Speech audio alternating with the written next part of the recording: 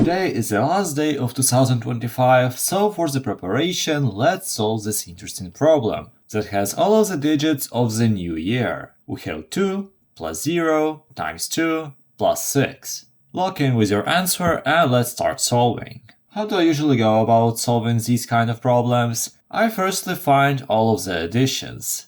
Remember that addition is not just a plus, it also can be a minus. Because minus is pretty much not an operation, it is more like a sign of the number. So if we have, for example, 5, that is positive 5. But if we have minus 5, that is negative 5. And so if we add negative 5, we pretty much subtract. But if we subtract negative 5, we pretty much add. So in the end, it is all just an addition. So we have an addition here and here. And so think about these pluses as dividers. We divide the whole equation into smaller parts. This is the first part, this is the second part, and this is our third part. Wait, if you like the explanation so far, please consider subscribing. Thank you!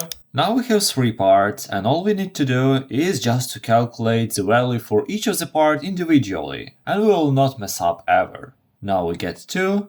That is just a 2, there is nothing to calculate it really. Then 0 times 2, that's 0. And 6 just stays as 6.